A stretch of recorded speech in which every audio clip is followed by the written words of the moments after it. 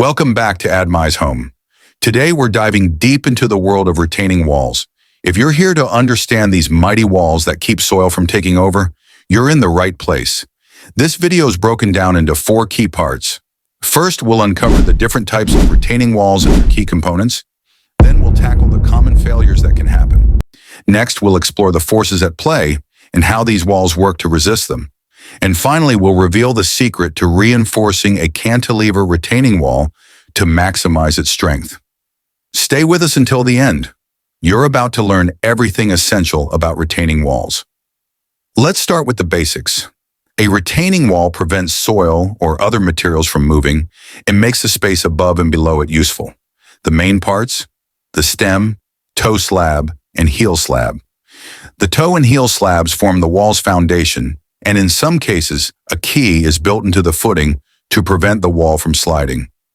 To keep water from building up and causing pressure, some walls include drainage holes or pipes, allowing water to escape. This design keeps soil pressure low and the wall stable.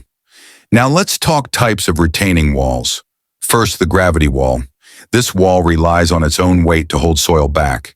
It's usually larger, made from stone or concrete, and most common for heavier-duty applications. Then there's the cantilever wall, the most commonly used structure, ideal for retaining heights up to 25 feet.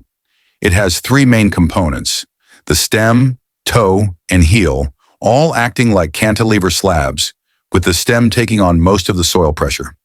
Next, the counterfort wall. This wall uses supports called counterforts that anchor the stem to the heel slab. These are buried in the soil, providing extra support for walls taller than 23 feet, creating a sturdy grid-like structure. And finally, the buttress wall, similar to the counterfort, but with supports on the outside. While it's a bit more economical, the counterfort design usually wins for usability and appearance. What about the ways these walls can fail?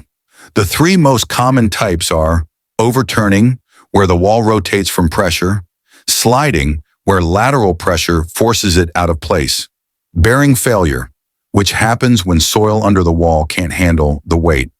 For each failure type, there are solutions like adding a shear key to increase sliding resistance, or ensuring the foundation width is wide enough to spread weight evenly.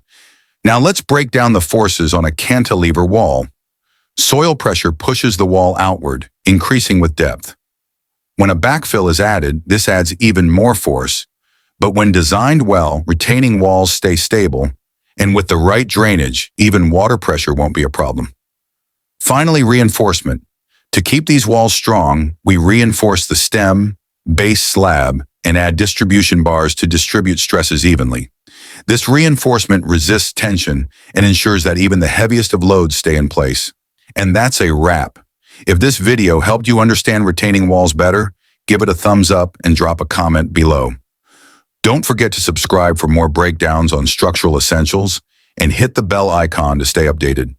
Thanks for watching, and we'll see you in the next video.